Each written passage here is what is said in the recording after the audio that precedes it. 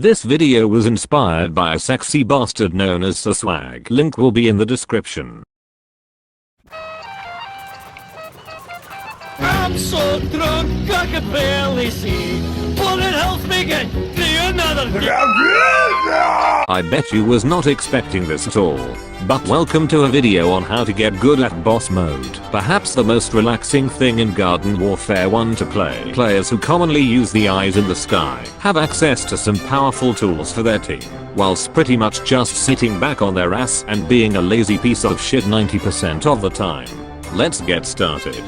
Boss mode is available on both sides, and both sides functions relatively the exact same. So for this video we will be using the taco meth-addicted drum pan lord known as Crazy Dave, and taking his side for this video. Boss mode takes the player away from the high action, fast paced gameplay, and slows it down to the point where you can play whilst eating or even just sat down, being a couch potato. Boss mode has access to 4 tools at its disposal, each costing a certain number of sun that you must collect from either the sky shitting it out or from your teammates actually doing their fucking job and killing the idiots on the enemy team, allowing you in return to support them and reward them for actually having cognitive functionality for once.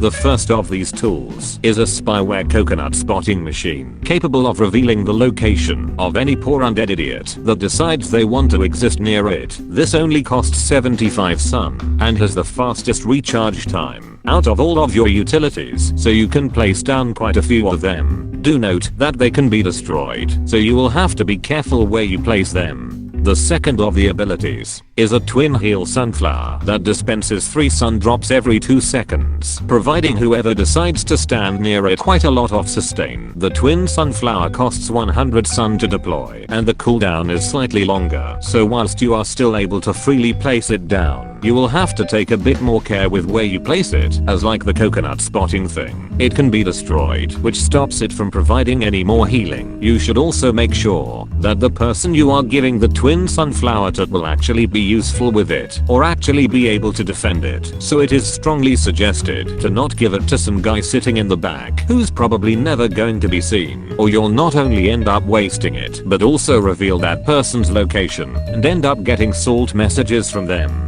The third of the abilities is an airstrike that covers a large area. It is very identical to the corn strike used by the garlic drone. However, rather than using corns to kill people, it uses cherry bombs that have the Karen syndrome of them being offended by just about anything, causing them to explode and deal massive damage. This is your only direct way of attacking the enemy team, though it is not suggested to just drop this thing anywhere in the map just because. Instead, it is best to drop this airstrike in high traffic areas, like large team fights, tight spaces, or the best place, the objective. The best being when a sudden influx of 4 or 5 zombies swarm the point and overwhelming the plants. You can just slap the airstrike onto the objective, and that will tell them to either fuck off or die. The final of the abilities is a revive watering can capable of bringing any plants in its radius back on their feet, which whilst it can do that, it does have 2 major flaws. For one, it can be destroyed before the resurrection is completed, and secondly, the cooldown is so goddamn fucking long that you could book a hospital appointment, attend it, and by the time you get back it will still not be off fucking cooldown. So if you accidentally waste it, then be ready to not be able to use it for the rest of the fucking game, as not only will the long as fuck cooldown put you off from even using it, you have another concern. That being, you can get shot down and taken down whilst you have 2000 health. It will go down a lot quicker and feel like a lot fucking less, considering the fact that you're a massive ass camper van and move so fucking slow